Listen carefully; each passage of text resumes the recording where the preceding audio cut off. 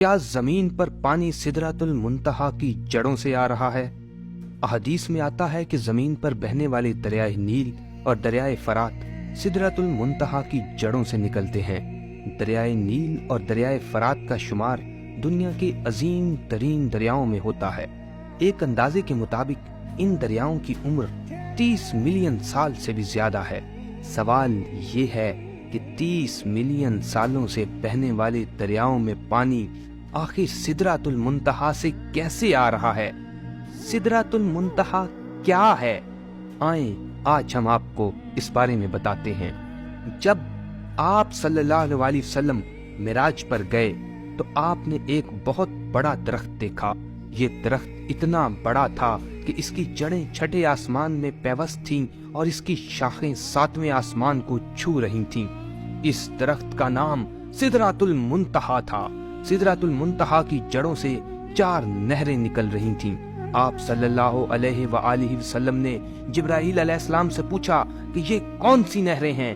جواب ملا 2 نہریں جنت الماوا میں جا رہی ہیں اور 2 نہریں زمین پر دریائے نیل اور دریائے فرات میں نکلتی ہیں۔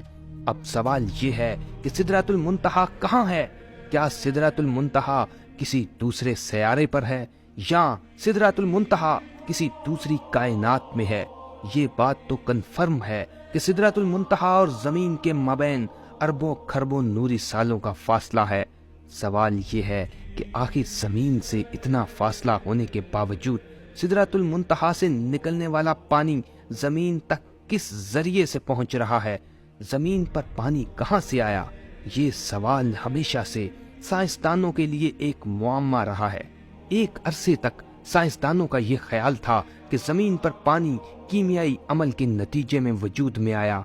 پانی پر تحقیق کرنے والے بہت سے جدید سائنسدانوں کا خیال ہے کہ زمین پر پانی کسی دوسرے سیارے سے آیا ہے۔ 20ویں صدی کے آغاز میں کچھ سائنسدانوں نے نظریہ دیا تھا کہ زمین کے بننے کے فوراً بعد کئی سالوں تک شہاب ثاقب کی بارش ہوتی رہی۔ عین ممکن ہے کہ یہ شہاب ثاقب اپنے ساتھ پانی زمین پر لائے ہوں۔ سوال یہ ہے اگر دریائے فرات اور دریائے نیل میں پانی سدرۃ المنتہا کی جڑوں سے آتا ہے تو سائنس اس بارے میں کیا کہتی ہے؟ فی الحال انسان خلا میں جتنی دور تک دیکھ سکتا ہے کہیں سے بھی یہ اشارہ نہیں ملتا کہ آسمان سے کسی ذریعے سے زمین تک پانی آ رہا ہو۔ ادھر یہ سوال پیدا ہوتا ہے کہ پھر سدرۃ المنتہا سے نکلنے والی نہروں کا پانی زمین تک کیسے آ رہا ہے؟ حال ہی میں کچھ جاپانی سائنسدانوں نے دعویٰ کیا ہے کہ زمین پر پانی ریوگو نامی سیارچے سے آیا ہے۔ ریوگو نامی سیارچہ دراصل زمین سے 300 ملین کلومیٹر دور ایک بہت بڑا پتھر ہے۔ یہ پتھر اتنا بڑا ہے کہ اس کا سائز زمین کے کسی شہر جتنا بڑا ہے۔ یہ سیارچہ اربوں کھربوں نوری سالوں کا سفر طے کر کے ہمارے نظام شمسی میں پہنچا ہے۔ سوال یہ ہے کہ یہ سیارچہ جہاں سے آیا ہے کیا وہ جگہ سدرۃ المنتہا کا حصہ ہے؟ اب تک سائنس اس بات کو تسلیم کر ہی چکی ہے کہ زمین پر پانی کہیں اور سے آیا ہے۔ آئیں اب اس بات کو سمجھنے کی کوشش کرتے ہیں کہ سدرۃ المنتہا کی جڑوں سے نکلنے والا پانی زمین تک کیسے پہنچ رہا ہے۔ سائنس میں ایک تصور ہے جسے ورم ہول کہا جاتا ہے۔ ورم ہول کائنات میں موجود ایسا دروازہ سمجھ لیجئے کہ جس کے ذریعے کروڑوں اربوں نوری سالوں کا فاصلہ پلک جھپکنے میں طے کیا جا سکتا ہے۔ اگر ایک ورم ہول زمین پر ہو اور دوسرا ورم ہول کھربوں میل دور کسی دوسرے سیارے پر ہو تو آپ اس ورم ہول کے ذریعے سیکنڈ سے بھی کم وقت میں دوسرے سیارے پر پہنچ جائیں گے۔ لہٰذا کسی دوسری کائنات سے زمین تک پانی کا پہنچنا عین ممکن ہے۔ ہو سکتا ہے سدرۃ المنتہا سے نکلنے والے دریا کسی ورم ہول کے ذریعے زمین تک آ رہے ہوں۔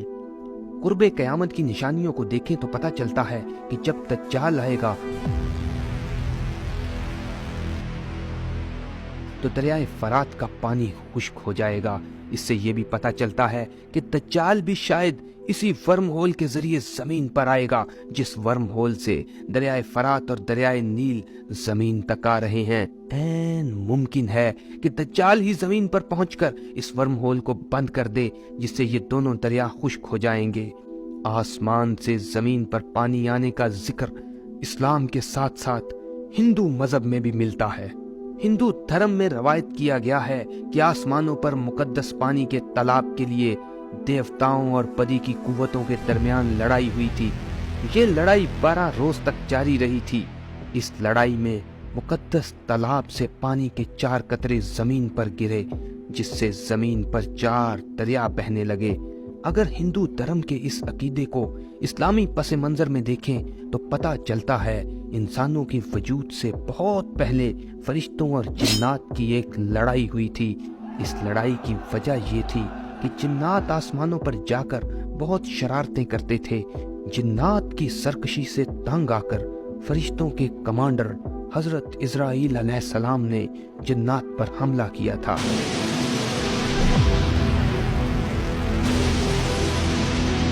हो सकता है इस लड़ाई के दौरान ही छठे आसमान पर कोई वर्म होल बन गया हो। ऐन मुमकिन है कि सिदरातुल मुंतहा की जड़ों से निकलने वाला पानी इसी वर्म होल के जरिए जमीन तक आ रहा हो। इस सारे अमल को अल्लाह ताला ने कुरान पाक में कुछ यूं इरशाद फरमाया, और हम ही ने आसमान से एक अंदाजे के साथ पानी नाजिल किया, फिर इसको जमीन में ठहरा दिया, और हम ही इसके नाबूद कर देने पर भी कादिर है। सूरह स्वात की आयत नंबर 10 में अल्लाह ताला इरशाद फरमाते हैं, क्या आसमानों और जमीन के दरमियान जो कुछ है इस पर इनकी हुकूमत है? इन्हें आसमान की तरफ जाने वाले रास्तों से ऊपर आने दो। सवाल ये है कि अल्लाह ताला आसमान की तरफ जाने वाले कौन से रास्तों का जिक्र फरमा रहे हैं?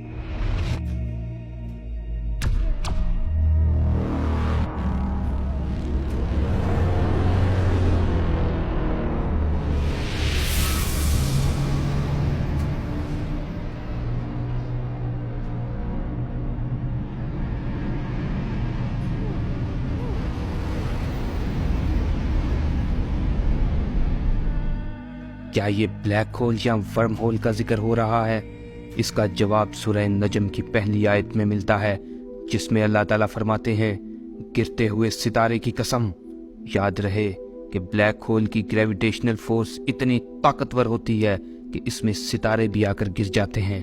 कुरान पर गौर करें तो ऐसा महसूस होता है कि सिदरातुल मुंतहा शायद ब्लैक होल को ही कहा गया है, क्योंकि सिदरातुल मुंतहा का एक सिरा छठे आसमान पर है और दूसरा सिरा 7वें आसमान पर है। ब्लैक होल का भी एक दरवाजा एक कायनात में और दूसरा दरवाजा दूसरी कायनात में खुलता है। क्या नबी अकरम सल्लल्लाहु अलैहि वसल्लम इसी दरवाजे से मिराज पर गए? इस सवाल के जवाब के लिए आपको इंतजार करना होगा राज टीवी की नई वीडियो का।